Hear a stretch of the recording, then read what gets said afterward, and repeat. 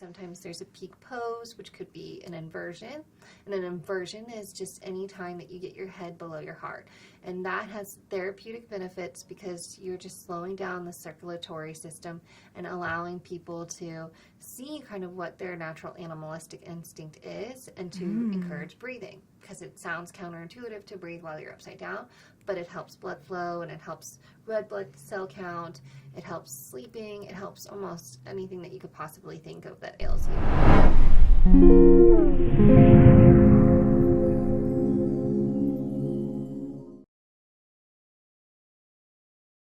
Hello and welcome to the Wellness Plus podcast. I'm your host, Karina Rachel, and I'm joined today by Julia Bennett. Thank you so much for being here, Julia. Thank you so much for having me.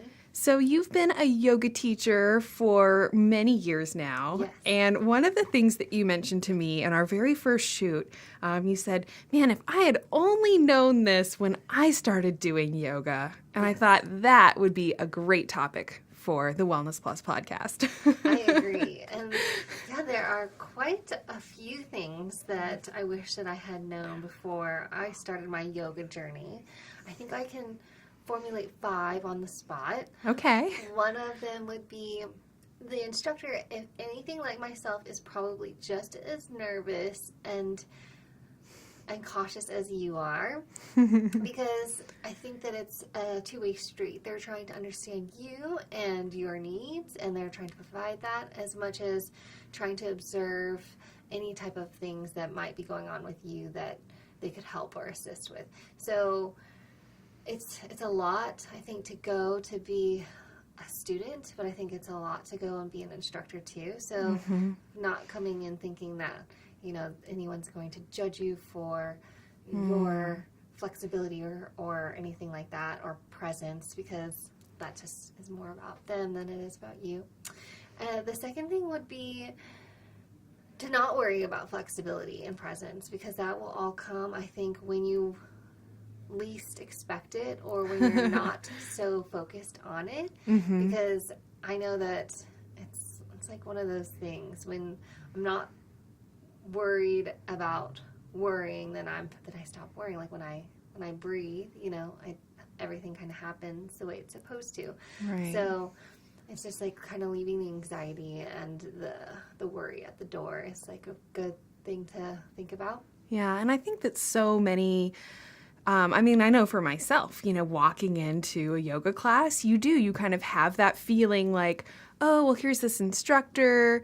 She, you know, is perfectly comfortable and confident and whatever. And I think that, you know, a lot of yoga instructors a lot of teachers, whatever they're teaching, you know, there is that element of confidence. But I think it's really interesting for you to just kind of say like, hey, you know, yoga teachers feel nervous too. And when you walk into that class and you're feeling nervous, don't feel alone, because other people that are coming to the class are probably nervous, but even the yoga instructor herself or himself is probably also like feeling a certain amount of like fearfulness or nervousness. So just like knowing that you're not alone in those feelings, and the whole point of you being there is to help you work through that fear a little bit and get past it enough to do something that's really beneficial for your mind and your body.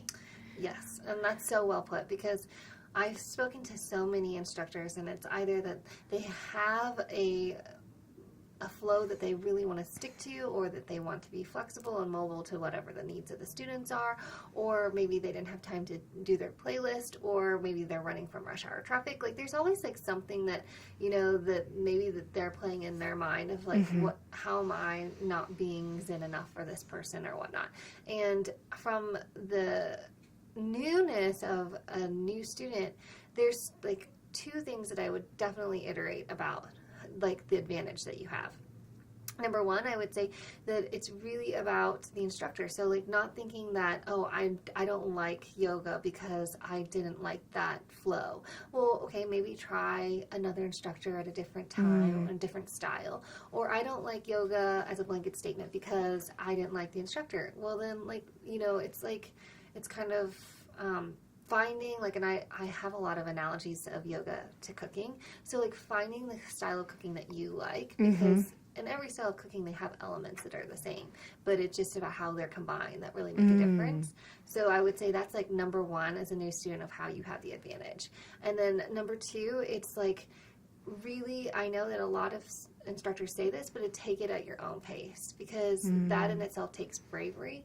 Because when you come, I feel like there's like this pressure to do everything at the speed and at the style and at the level of everyone else around you. And I think that like there have been many classes that I have just fallen asleep in child's pose while people are up and doing their warriors. And I'm not trying to be defiant to the teacher, but I think that if the teacher observes you taking care of your body and your needs, I think that's like the biggest compliment, because they're not forcing you into any one pose or any style. Right. So those are the two advantages, but I think, were we like on number 3 of like the 5 tips? Well, I kind of wanted to back up a little Sure. bit to like how you became interested in yoga in the first place, because seeing your videos and just knowing you as this like really sweet, loving person, I feel like you are just really the embodiment of yoga in a lot of ways. But I think it'd be interesting to kind of hear, well, how did you stumble upon yoga in the first place? I stumbled upon yoga from being injured, actually. So I feel like that is a very abrupt way to get introduced to yoga. I went to actually hot yoga or a Bikram style class. And so giving you some background about context of my like upbringing, I was always really competitive. I had an older brother. I played soccer my whole life. And so when I tore my ACL in college, my instinct was, I'm not going to go sit on a mat and have a wusa like sound bowl or meditative practice. I am not into that. Like, that is the farthest thing that like would probably trigger so much anxiety. And so I went into Bikram, and Bikram is a 98, maybe even higher degree room that they heat, and they only do 26 or 24 postures. I can't recall, but they're all the same. So every Bikram class that you go to will be the same no matter where you take it in any place of the country. Wow. There is some level of peace with that, like knowing what you're getting into, and you allow that consistency structure to be the blank slate in which you can evaluate kind of like how you're doing. I found it to be very competitive and very aggressive, and in yoga teaching, they talk to you about the doshas, and doshas are your elemental energy, whether it be fiery, whether it be fluid like water, whether it be an air sign. And so if you think about igniting fire upon those elements, it's just like what the reaction would be. And for me, it just bred a lot of like burning out. So literally I felt burnt out a lot. I'd go and I'd feel like this super high, like, oh my gosh, I feel like my body is like made out of like rubber bands. This is amazing. And then I'd like be like, I don't want to go to work the next day, which became like kind of problematic. Like, so my adrenals were definitely affected.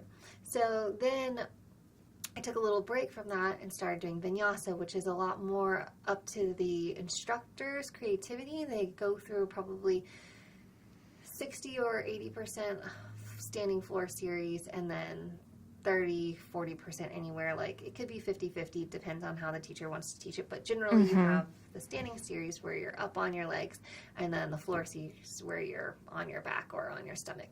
And you know, I really found that to be creatively fulfilling doing it, because I never felt like one class was ever the same. Yeah. But then I also felt that it was like they came to the mat at their own level, a little bit different than Bikram. And so I really enjoyed doing vinyasas. I found that I really love restorative, so that one thought of me never wanting to sit on a mat and meditate is actually the thing that I needed the most, which I applied to my yoga teaching a lot. Usually the thing that we detest is something we're becoming and not happy with it, or it's something that we need. Wow. So, yes. And now my favorite classes to teach are more of the yin, where it's 80% on your back, maybe a little bit when you're sitting up, and the restorative practices where it's on average 5 to 8 poses, maybe even less, and you're just letting your fascic tissue have some space and time. So, Wow. yeah. I think you touched on something really, really important in there, that oftentimes the thing that we feel resistance to or fear of, or we just think, oh, I would never want to sit down and listen to a singing bowl and focus on my breathing for 20 minutes or an hour. Oftentimes those end up being the things that, like, if we are to do them and come out of our comfort zone a little bit, come out of our head a little bit of the things that we like thought we wanted or whatever, and then you actually can find that, you know, wow, maybe that's just what I needed. From the perspective that, our fears, our apprehensions about things, they just prevent us from discovering, so many wonderful things that could result. So to take your little cooking analogy as an example, if somebody were to go to a certain restaurant, maybe it's like Ethiopian food, and they eat the food, and they're like, oh, God, this is terrible. I can't stand the flavors. You know what? I hate food. I hate food. Well, how ridiculous is it to be like, well, no, I'm never going to eat food again because I had this one experience with one type of food I didn't like, So you could take that in so many different directions. Like, well, what if you just tried a different dish? Mm-hmm. What if you just tried a different chef? Who maybe cooks a little differently or doesn't use as much of this spice or that spice. Much less, what if you tried, Thai food or, there's just so many different flavor profiles that you can start to investigate. So that's something that I think about a lot. When I hear someone say, oh, yeah, I don't like yoga. Well, I'm like, well, how much yoga have you really done? Like, you don't like what you've heard about it, or you don't like what this one person seems like or whatever, or this certain stereotype of yogis or whatever. Everybody just kind of gets really stuck in their head and their little presumptions or, preconceived notions they have about things. And then they limit themselves on all these possibilities of things that can really, bring them so much happiness. I think it's really interesting to hear you say that. Again, because you really do embody that, like, calm, open-hearted, just, like, super sweet, yoga person, yoga teacher. But it's kind of funny that initially you were, like, coming from kind of a very different, like, athletic, sports, competitive, kind of, like, high-intensity, so to speak. And you were even, like, looking at that type of yoga person that I would kind of say you are now, just, like, really calm and in control of your emotions, and you just seem so peaceful. It's really interesting for me to hear you say that, well, there was a time in your life when you looked at that and you were like, oh, I don't want that at all. Yeah, and I would say that it's taken a long time. I've evolved a lot. I think that I have to attribute it to the power of communication, really. And so that touches on that point when you're like, people that just say, I don't like yoga. When they say that, to me, I have all those questions too, but I often think that they think that when they say that people know what they mean. And it's like, then that's an opportunity for me to kind of like dig a little bit more, being like, well, what about it exactly? And maybe they could say, well, I find it to be as dogmatic as religion, and I don't like religion, and I don't like this. And so that gets into like much deeper topics, right? Right. And then it's also very fascinating and kind of humorous to me because I think for a long time I felt there was an undercurrent of competition underneath me, and so I'd like put on this really big front of being zen and kind, but like along the way of my efforts of trying to do that, I think that like the competition edge has kind of just like slowly drifted off. And like I still play soccer on the weekends, and then I can like still like feed that need, but it's not like it's this ever present thing. And I think then that's a testament of yoga too, that like if you just devote time and energy to something, it becomes like a muscle memory, and it becomes like a habit that whether like you can devote the same amount of time for a bad habit as a good habit. And so if it's going to be a good habit, like I'm like surprised that that's what I'm emitting, because like I've always felt that like people, they can feel that I'm stressed, or they can feel that I'm like competitive, And so it's like, it's a very interesting thing to get a mirror back, because I feel that way about you too. Like, you come across when you're introducing things, and I'm like, God, you should be an anchor, Karina. Like, you're like, and thank you now, you know. And I'm like, whoa. And like, when people see me like teach, sometimes I'm like, I wonder if they see this like very like robotic person that can like conduct a room. And if some people might think that's good, some people might want me to be like more approachable, like a friend would. And it just, back to like lesson number 1, it's hard to be a yoga instructor to know yourself of what you want to need, and know how flexible and mobile and ever changing it is, and to see like, oh, I have like 20 students in my class and they all feel those things. Like, which one of them am I going to tailor to? Like, and is that favoritism of those things? And then I was like, okay, no, got to do what I need to do for the class. And if they have feedback from me, then they'll provide it. But I can't automatically assume that, you know, all these people are feeling a certain way. And so that's, I think, another important process of checking in.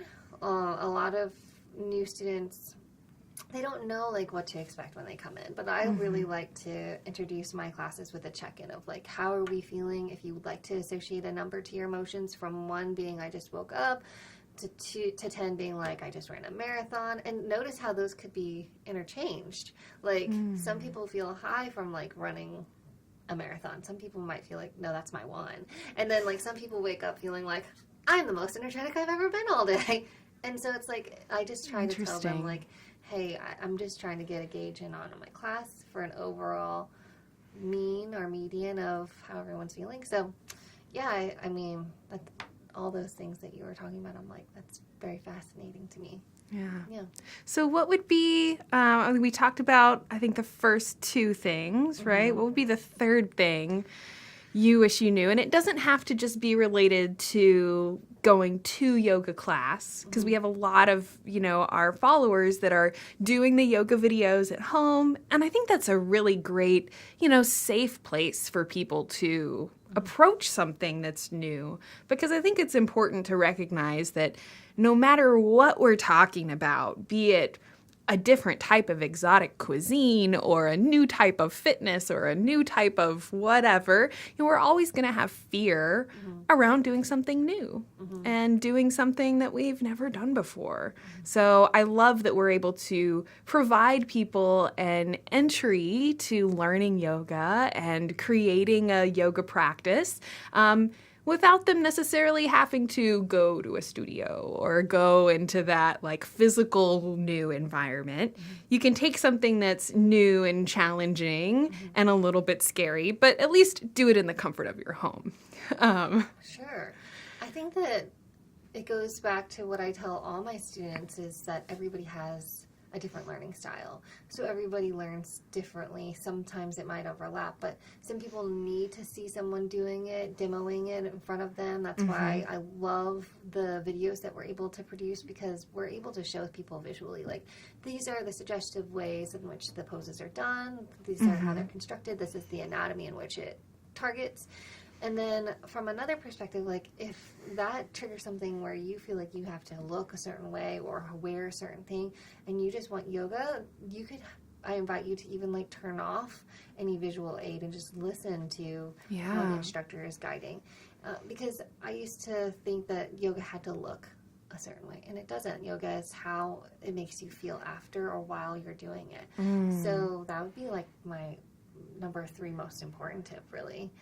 Because you're absolutely right. Yoga doesn't have to happen in a studio. It doesn't have to happen anywhere other than where you feel comfortable doing it. So, yeah, making it easy for you so that when you can carve out time, pockets in your day, that you're like, I know that I'm going to be doing yoga in my living room at this time. Making that space as like abundant and luxurious as possible, making it as comfortable for you so that you really don't have anything that is taking you away from that space.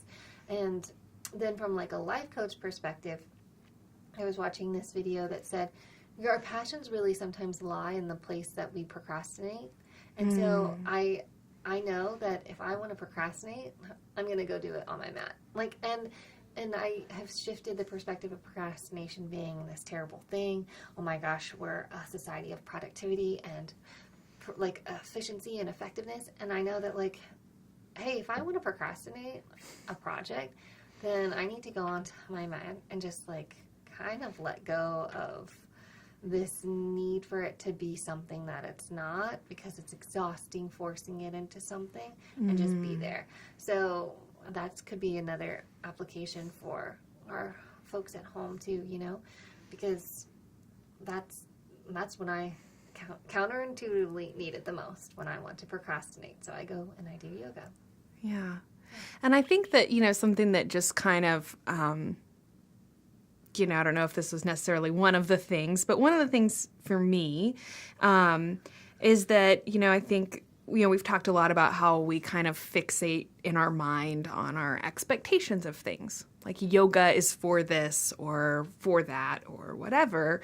And I think what I started noticing is that it just helps me feel more like present in the moment. And I started realizing that, you know, so much of what I'm worrying about or I'm fixating on throughout my day that's like bringing up these feelings of stress or anxiety or frustration is worrying about the past or worrying about the future, you know, and I just kind of started realizing that, man, when I'm doing this like physical movement and it's requiring a lot of concentration on like where my foot is placed and how I'm balancing my weight or how I'm, you know, there's just all these like great little physical nuances. And then by really trying to bring myself into my body and noticing all of these things and noticing these new sensations, suddenly I'm just on my mat and I'm not thinking about tomorrow or yesterday or whatever. And it just, you know, is kind of this bringing our awareness into the present moment rather than being fixated on all of these other things that get really overwhelming when you're trying to worry about them all at once. Right. One of the things that you had said, I think it was in one of the videos that we filmed, but you talked about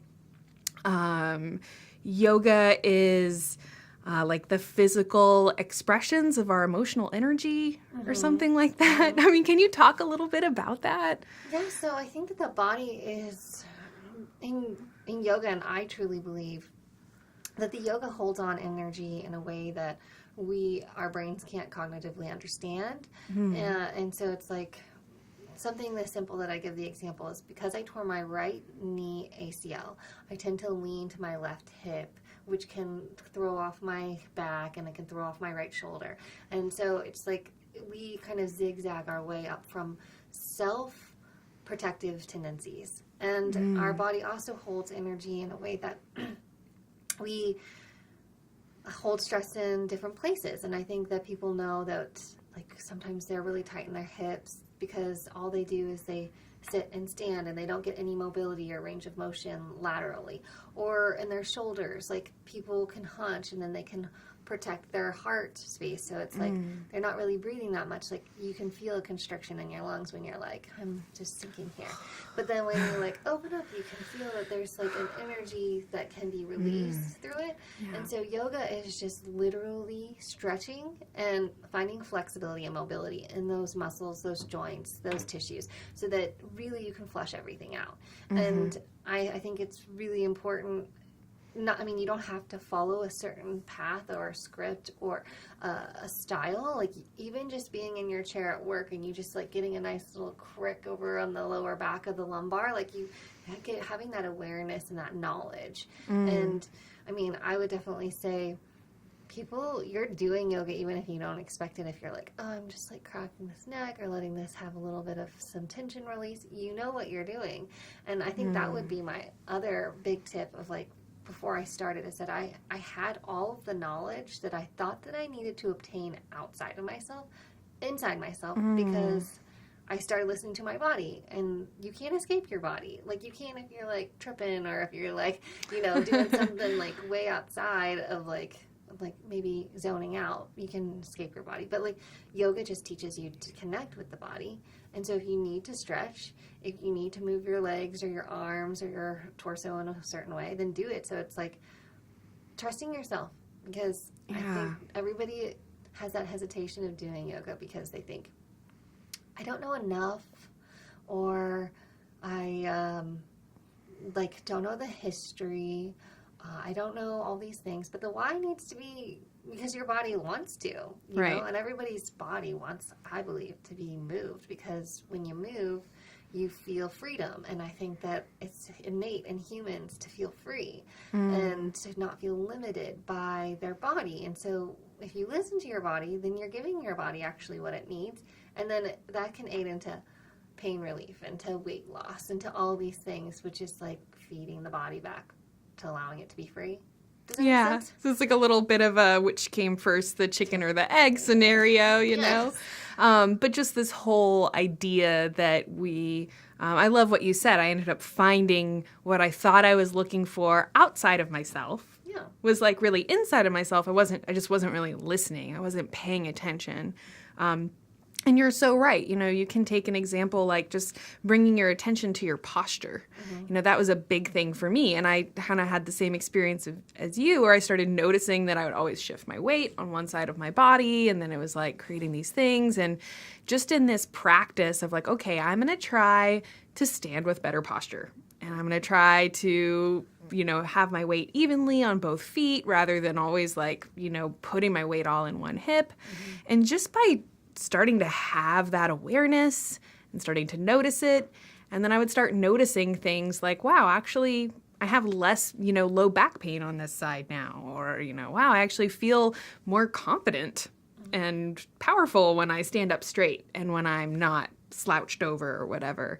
You just by, you know, kind of the, you know, awareness, bringing awareness of our bodies and then listening to the things it's trying to tell us, like, hey, your legs are really tight. You know, after I've been sitting all day, I'll get home, and yeah, it's like I can feel my body screaming at me to, hey, stretch your legs out, or do this, or do a yoga pose. And you just start realizing how much, you know, up until that point, I was going through my whole life never paying attention to these things that my body was trying to tell me. And yeah, we just kind of... I think, you know, definitely in the West, we kind of have a like separation between our physical body and our emotions. And it kind of perpetuates that we have all this physical tension that builds up and we have all this emotional tension that builds up. And then everyone's like scrambling around trying to, you know, like manage those things. And then you end up realizing that, oh, hey, if you recognize that your physical stress and your emotional stress are actually related or maybe even one and the same, you can actually start to address ways that you work through that, you know. And I think certainly, you know, through yoga, or if, you know, it's just, like you were saying earlier, just stretching, or, you know, you feel like, man, it would feel really good to like twist. There I go. I got like a couple like good little adjustments right there, just twisting my back in my chair. You know, so it's just interesting. And I think that you do start to realize how emotionally you do feel better after you stretch or after you know, do a workout or something. And you start to just recognize that, oh, I mean, there is this link between our physical stress and our emotional stress, and a way to address both, you know, through mindfulness type things like breathing deeply and just trying to relax, or physical things like doing yoga or, you know, martial arts or whatever your physical movement of choice might happen to be. Yes, you said like a few things and it just got my wheels going. There's one thing that I would definitely highlight is soreness. And then you also mentioned the Eastern versus Western, or the Western like mentality. And I guess I'll dive into that one. The Western civilization approaches yoga, I think, in a way, there are like 3 different ways that we approach yoga. There are like the knowledge seekers that just want to do all the research associated to it. They want to know how it originated. They're very interested, almost like historians of yoga. Then you have people that love yoga for the physical nature of it. Like there's all these different types of styles that are like emerging now. Like there's like this booty yoga, and it's like BUTI, and it's like dance yoga, and then there's like goat yoga. There's like all these different things, and like I think like yes, as long as like the pathway to the like the space of enlightenment or like balance is all going to be the same. It doesn't really matter how you get there, but the Western is very much like so where's the demand coming from? Are we supplying the demand, or is the supply what we need to supply and the demand will come later? Like goat yoga, it's really trendy. Like a lot of the yogas are like very trend based, because then at least people are starting off in a cuisine. That's like cooking. The Eastern yoga is very much more of like master the mind and the emotion first, and then the body will follow. So it's like that chicken or egg thing that you were saying. So it's like they really are proponents of sitting with oneself for a while. And that's like where the Buddhist monks and all these other religions, I think, derive from, or yoga derive from them, of being able to like sit with oneself and center. And then from that, then moving the body, because then once you've mastered the mind and the emotions or cleared that out, you can really observe in a much more present way. So, I mean, that's really interesting to me. And then, like, the soreness aspect, like, whenever I think about doing anything new, I used to have a really kind of negative association to soreness. Like, oh my gosh, I've overworked my body. I like it doesn't feel good. I feel stiff. I almost feel worse than the way I did before. And now, like, I think it's like I've supplemented soreness from other like kind of vices. Like, you know, I actually prefer to wake up, and because I know that when I'm sore, that means I move my body, and that I've gained some muscle memory to something. And that like plays on a huge topic of like, how do Olympians get to where they are, you know, from figure skating or gymnastics or running. And it's not like they are where they are because they started yesterday. Like, they built up all this like lineage of muscle memory. And so it's like when you start something, not being dissuaded, I think, from, oh my gosh, my body does not like that. In fact, maybe the body might be like thanking you because it's building something that hasn't been there before. So, I mean, just like shifting those little thoughts. And I love what you're kind of alluding to, which is that, you take something that exists in the physical universe, which is your muscles feeling sore after they've been worked out too hard. Right. And then you recognize like your emotions and your feelings about that thing that exists in the physical universe. Yes. And you're like, man, I see soreness as like, oh, it feels horrible and it hurts and it's unpleasant. And this idea that like, well, what if you shift your perspective? You're not changing the soreness, you're not changing the muscles, but now you're going to see it as, hey, you know what? I've created change for my body. When I'm feeling sore, that's my body's way of saying like, hey, I'm recovering. Yeah. I'm building up new muscles, I'm getting stronger. And from that perspective, you start to see that, even the soreness or the pain or whatever is actually like your body working towards improvement, working towards getting stronger and healing. And maybe now you can like not feel as, dismayed by the soreness or whatever. Right. I think there's a big kind of underlying theme of especially in the realm of weight loss. People think of themselves as like combative with their body. It's like the battle of the bulge, right? The fight to lose weight. Right. It's like this constant, like mentally people feel like they're fighting against their bodies. Right. And I'm just kind of like as a holistic health coach and working with people and seeing like how much frustration and sadness like kind of comes from that. And then like people feel guilty if they miss their workout and they feel shame about their bodies or whatever. And I just try to, remind them that, if you can just change that one simple thing, which is like mentally, how are you approaching this? And asking this question, well, how do I support my body to give it what it needs to be able to do these things I know it can do? It can get healthy, it can get strong, it can burn that unwanted body weight or whatever that we know is, not about just an aesthetic thing, but health-wise, if we can support our body to burn off that extra weight, we're going to be healthier. We're going to feel better, or we're going to be stronger, have more energy. There's kind of like this domino effect that comes. But I think that at the root of that is just encouraging people to not feel like they're working against themselves and ask this question, like, how do I support my body and embrace my body? So going back to the soreness thing, you're like, oh man, I'm feeling really sore, but it's because I did something really good for myself yesterday. And what can I do today to help it repair faster? Like, oh, I'm going to get a really good night's sleep. I'm going to drink some extra water or try to eat a really healthy meal today. This whole, like the whole problem or whatever felt like a problem initially, now you've just like completely shifted the whole thing just by changing the way you look at it and changing your relationship with your body.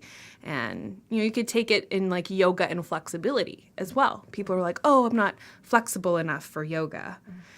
Well, rather than, making this assumption about your body, which is untrue because everyone's body has just as much ability to become flexible or not, that you shift your thinking and your decision that you're not flexible enough to like, okay, what can I do to help myself become more flexible?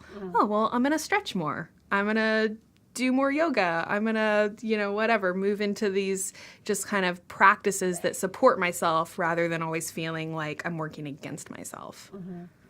I love this so much because a light bulb literally went off, which I think it's a huge testament that yoga instructors, they always say the teacher becomes the student becomes the teacher. And I always had like some struggle with that because that meant that someone had more information than the other, and that was like kind of this power play of like exchange.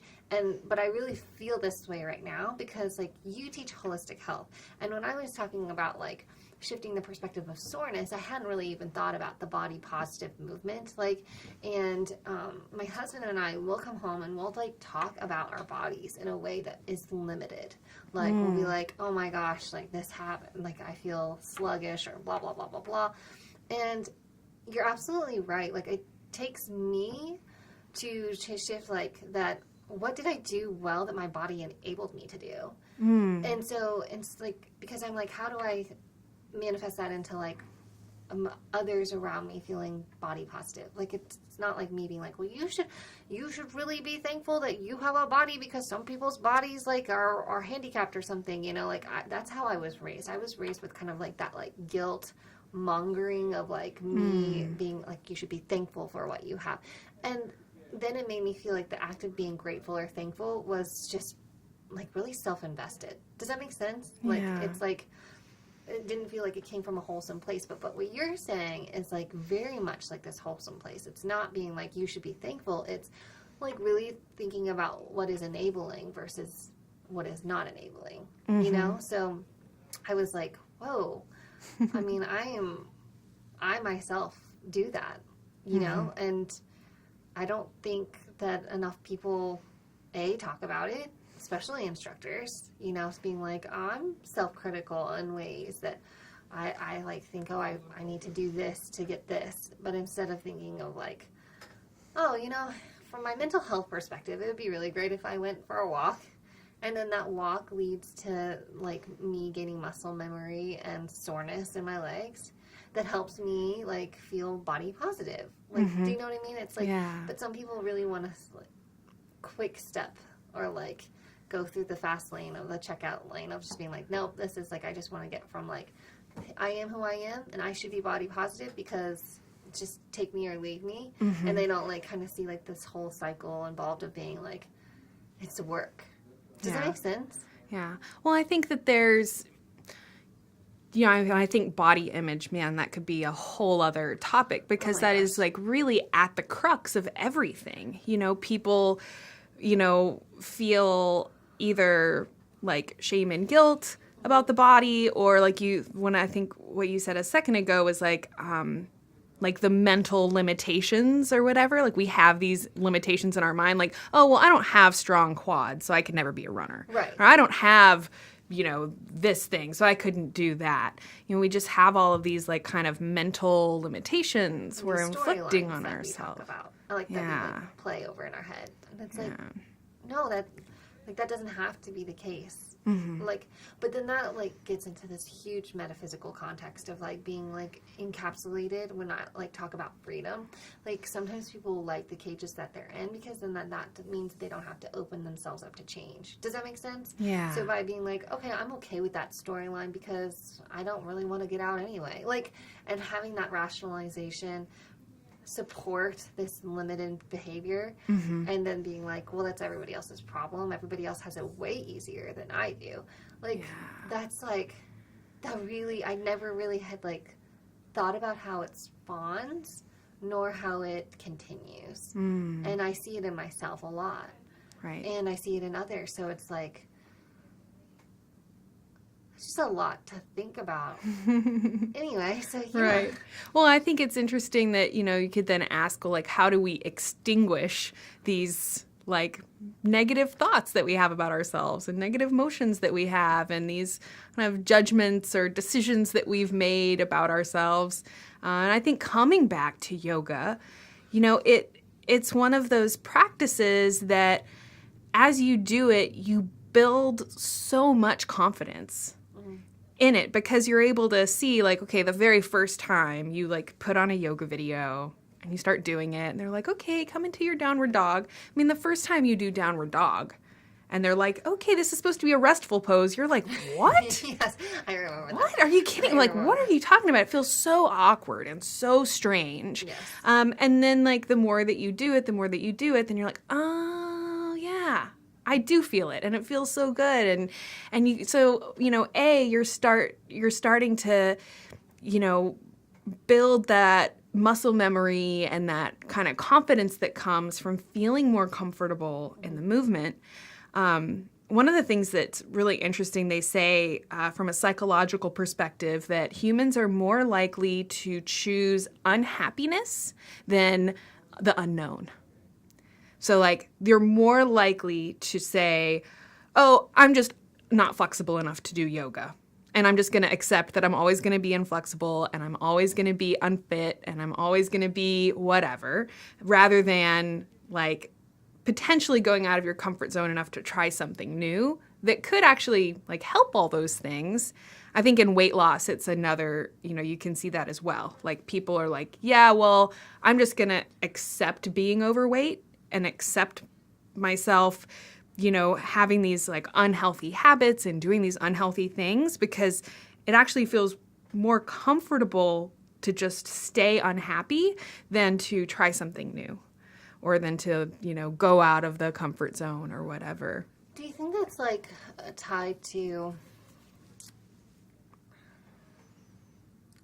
what people find comfort in familiarity? Yeah, definitely. Yeah, because there was this article that was talking about successful marriages, and they said that love is a construct that we as humans have created. We definitely can feel it energetically if it's there, if it's not, but that we gravitate towards examples and pillars of what we're familiar with the constructs of the marriages that we know to be true, that we've surrounded ourselves with. Like, so we gravitate towards relationships that are familiar to us, that are like our own, or like our families that we grew up in, or like because it's familiar, not necessarily because there's like a feeling associated to it. Wow. So like, because when you were saying this, I'm like, what is an example of that? Like, and I think it is just about like in discontentment, at least you know what you're playing against. But with openness, it's like an open field and you can be shot at, and like we as humans are self-preservating, like, so it's like, yeah. So I mean, like, I understand. I also just feel that I kind of like to flip things on its head, and I like to decompress and also deconstruct what things are. So from my perspective, like, it comes very easily for me to try new things because I want to formulate my own personal opinions about them. And that's why I think like some people could look at me and a lot of people like myself as inconsistent, but it's usually just a discovery thing. Yeah. Like where we're just like, well, how does this work and why does it work this way? And have I gathered enough information to where it can be real for me? Like you said with the downward dog example, totally. I remember feeling like, I don't think I'm doing this right. B, this is like, it does not feel good on my back hamstrings or the back of my legs. And then I realized that needed to get flexible and I needed to breathe. Like, I learned all of the things that needed to happen with it for me to actually feel like an actual pose. But like, I think it just takes starting or beginning, and people are very hesitant from doing that. Right. And I think that, you know, that fear of the unfamiliar, that fear of something new, I mean, that's probably the main reason for people feeling discontented and unhappy, you know, because they're not willing to, you know, look outside of their lives or what's familiar to them to try and find something that makes them happy. I think most people probably wouldn't say like, oh yeah, I love trying new things. I think most of us, you know, we kind of get stuck in our habits. We get stuck in the things that are comfortable. And sometimes that means we get stuck in like feeling stressed all the time or feeling that kind of general level of, you know, discontentedness, you know, thinking about that, you know, not flexible enough for yoga or like the first time you're in a certain yoga pose. I think so much of that, you know, it comes rising up to the surface because you're thinking like you're saying, I'm not flexible enough for this. I'm not doing this right, da-da-da-da-da. But then by coming up into that like confrontational situation and then going like, okay, well, what do I do to make myself better at this or whatever? So taking a deep breath. I always think about the yoga cue of relaxing your face because I'll notice that, you know, if I go into kind of a difficult pose or stretch and it's feeling intense, you're kind of like gritting your teeth, you're like making some funny face and when they give that cue, relax your face, almost always I'll notice that like my face isn't relaxed at all. And then I'm like, okay, I'm going to relax my face. I'm going to like breathe deeply and like always notice I'm furrowing my eyebrows and stuff. So like that's a big one for me. And I think about that all the time now. Like relax your face, Karina. And almost every time, whether it's traffic or grocery store or whatever, almost always notice that I'm either like kind of gritting my teeth or I'm furrowing my eyebrow and just try to remember like, you know, if you can find some comfort in that uncomfortable pose or uncomfortable situation, then you've grown your strength at being able to handle a stressful situation or being able to confront something unfamiliar. And then the cool thing about yoga is that the more that you do it and it becomes more and more familiar and it feels better and better and you become so confident and like, wow, I had no idea I was this flexible. I had no idea I was this strong. Right. You know, you start to realize that like all of those little decisions you had made about yourself were just wrong. Like you are flexible enough, you are strong enough. And, you know, it was just kind of being daring enough to come out of your comfort zone a little bit that like allowed you to open up all of those different like amazing things that you become. Or maybe it's just, you know, finally, we kind of used this analogy in a different podcast, I think, about like just like shining a light on all of those things. Like it's not that the flexibility or the strength wasn't there. I just hadn't turned the light on yet to be able to see it. Right. I love this because it's like we unpacked all of like kind of the first initial hesitations towards doing something new.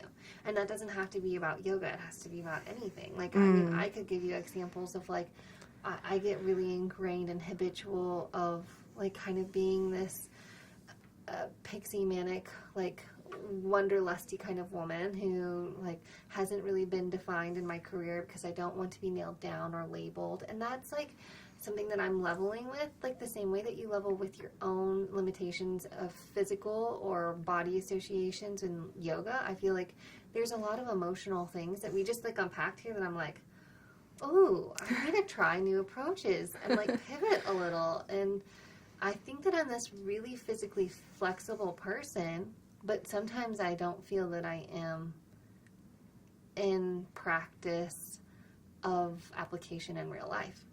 So it's like, I don't think many people know that, but then maybe as I'm saying it, they're like, me neither, you know, like they're like, maybe physically I'm flexible, but like other ways I'm not. Or maybe it's the reverse. Maybe you're super flexible and like knowing that you can change on a dime and be okay with it, but then physically you're not. And then it's like, now you just have a pathway that you can venture down, you know? Yeah. And I think that really is like the whole goal of yoga, you know, is like helping you like uncover who you are underneath, you know? Yeah. It's almost like, you know, think about an onion or whatever. You're like peeling away the layers, and the more that you have this like physical awareness and emotional awareness, and you start just being able to notice like, wow, why have I been telling myself my whole life that I'm not coordinated enough? I mean, this is something I say a lot. People, because I'm tall, so people are like, oh yeah, do you play basketball or volleyball? And I would say, oh, I'm not coordinated enough. I play guitar.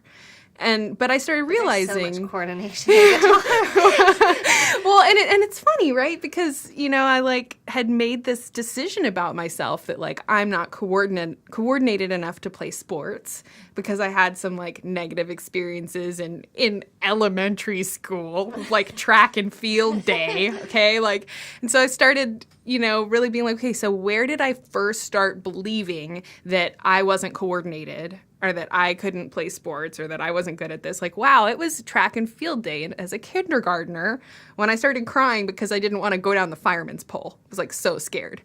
But anyways, then like this one little experience that lived with me my whole life Told you who you were. and told me that like I'm not strong enough, I'm not coordinated, I'm just not a physical activity person. And it was like when I started shining the light on those thoughts and realizing where they came from, I was like, oh, wait a second. Like, maybe I can do some of these things. And I started playing tennis, and I'm not like great at tennis, but I have so much fun with it. And I'm like, wow, maybe I actually am kind of coordinated. Yes. Like, who freaking knew? But like, I find this whole thing to be very fascinating because your limitations derive actually from your fear. But then I'm sure that there have been times in your life where you've taken data points to support that storyline from other people. Yeah. But like, I can't envision, like, I mean, my whole life people have been like, you're a social butterfly, you're an extrovert, but I don't feel fueled necessarily by a lot of people. In fact, I have a lot of anxiety being around a lot of people. I find it depleting, and I feel that that everybody expects something from me. So I like actually have visions where it's like they're reaching up, like stealing part of my energy, and I'm like, oh my God. And so like people have programmed me to be like, this is who you need to be. You need to be out in the sphere of a bunch of people to be seen, and like you're an extrovert, that's who you are. But like deep in my knowing, I feel like I'm an introvert in the sense that like I refuel by being by around less people. But that some people would be like, that's not harming to you, but it's just like at the same time it's like I'm not doing what everybody thinks I should be doing, and that can be very damaging to me. Like because then I'm like, because you're a people pleaser yes, too. Yeah. You know? And so it's like, oh, but like I just by like talking about it to you, I uncovered something that like was inflicted by other people. And sometimes that's not always positive.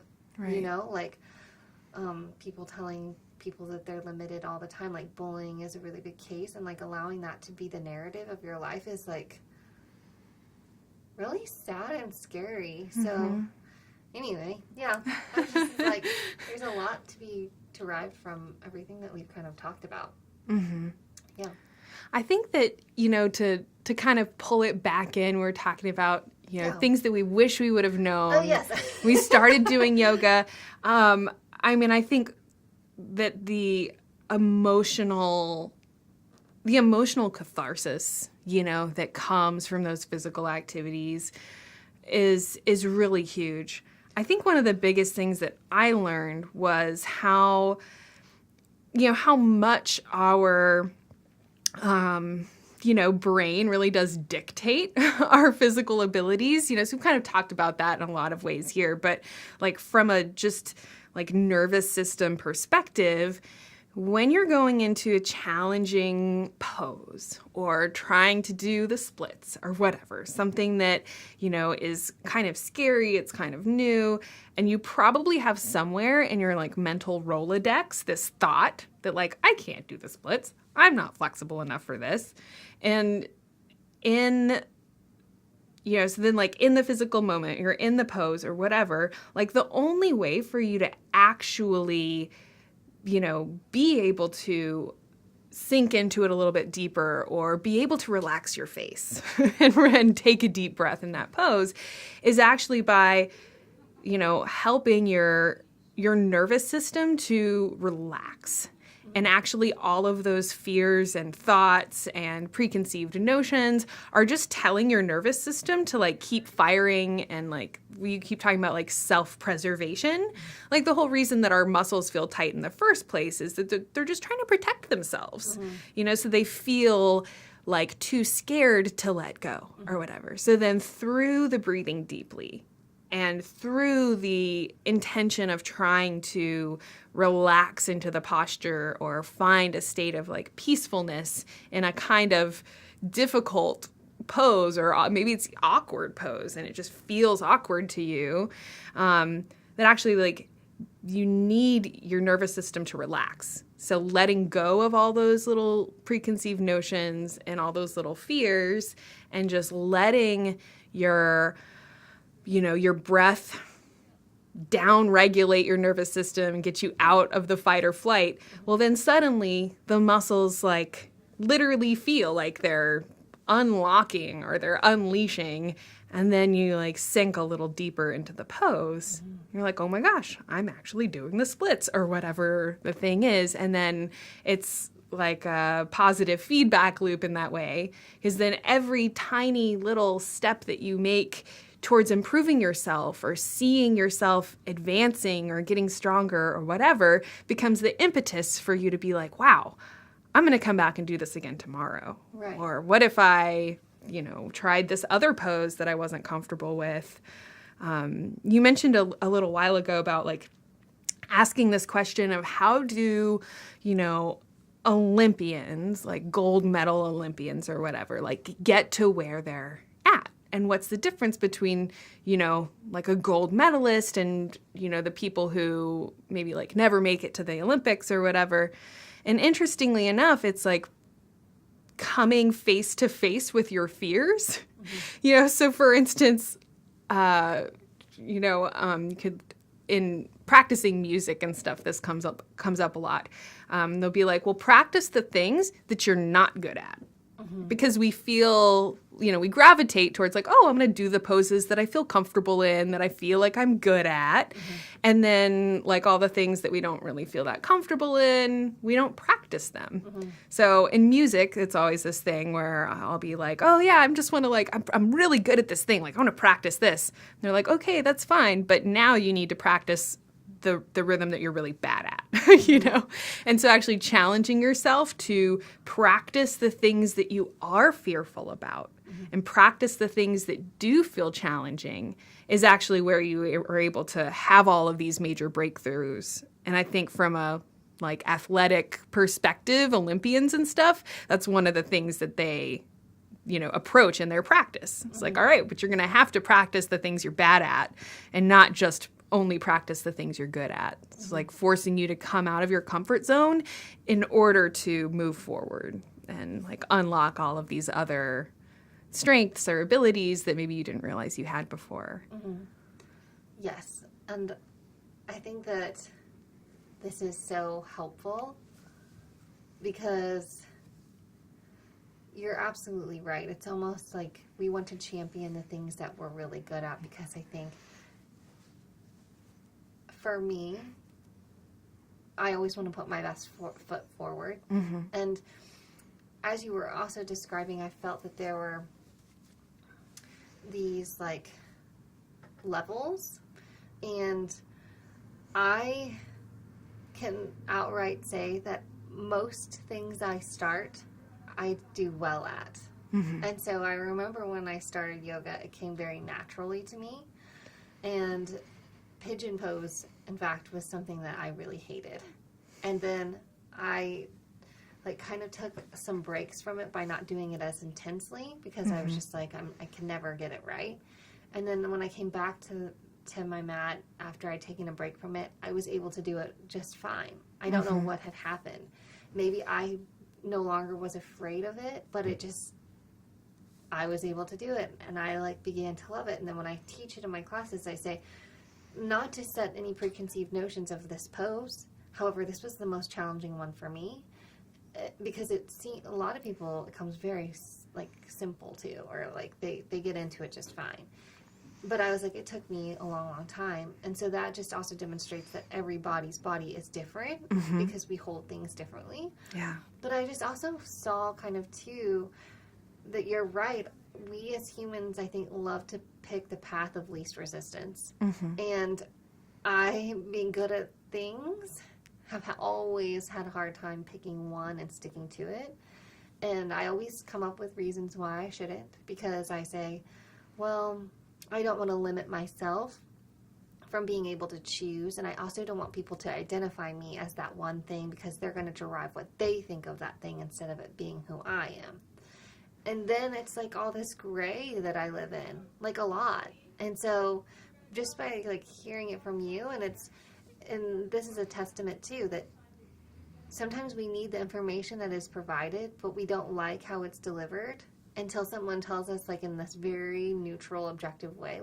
This is what I've been thinking, and this is what my experience has been. And from you saying this thing, this is what I think. And it's I don't think that there's enough exchanges like this.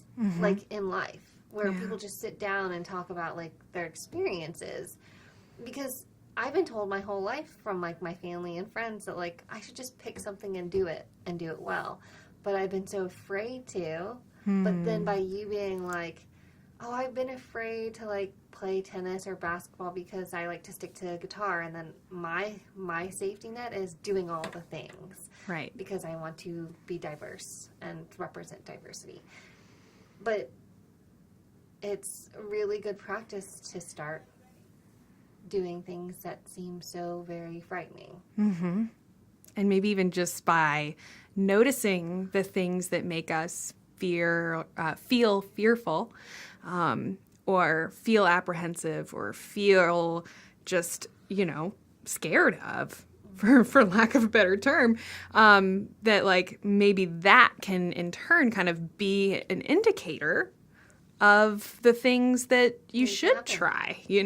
That those very things that we feel the most apprehension about could potentially be the things that we need the most. And I think that's what you were saying initially about yoga. You were oh man, I never want to just go and sit and listen to a singing bowl for an hour. And now you're well, the restorative yin yoga is where it's at for me the most. Yes.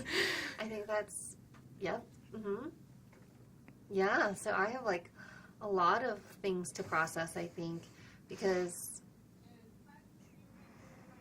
I not to say that all of my limitations have been built by me, but that there's some gratification of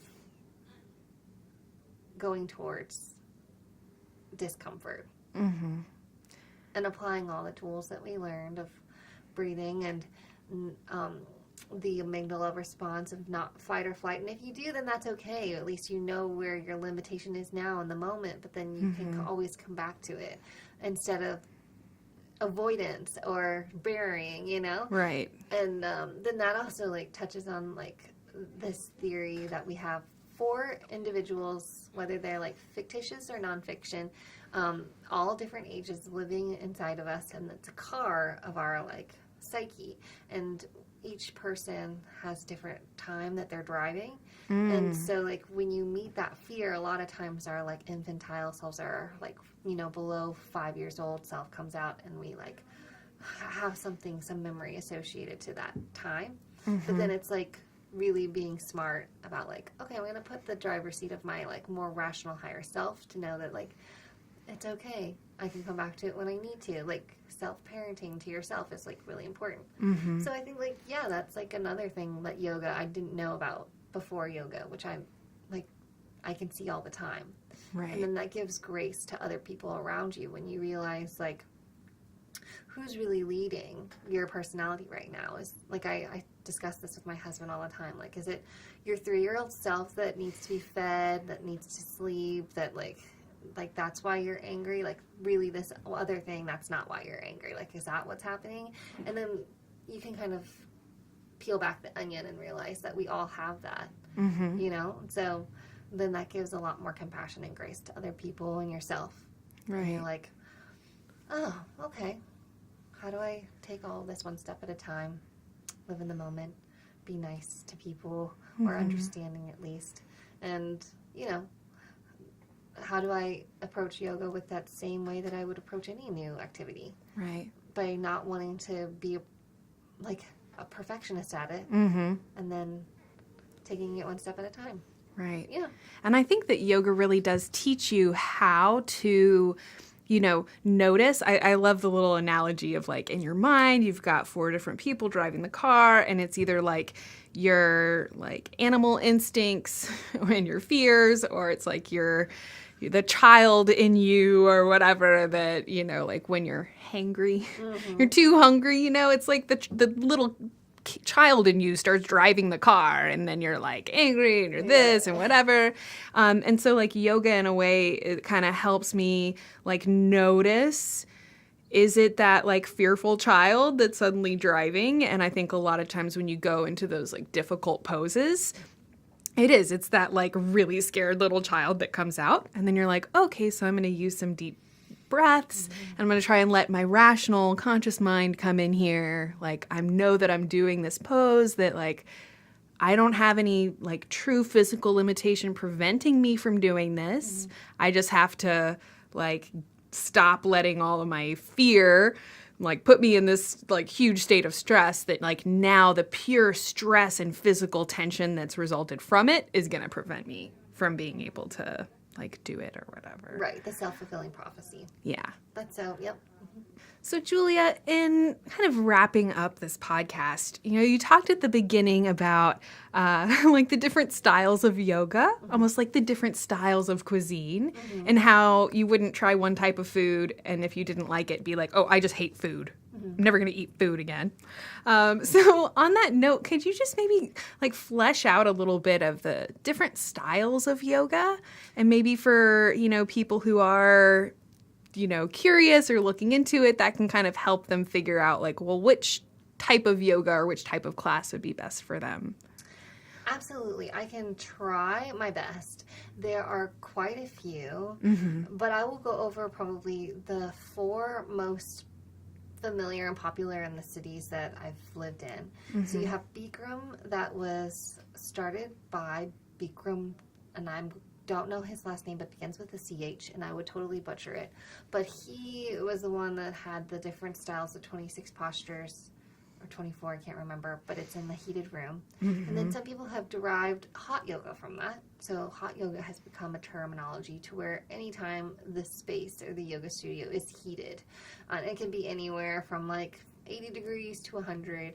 But then some people go to a hot yoga studio and they have Vinyasa or Hatha yoga. And Vinyasa and Hatha is just that combination of standing series to floor series.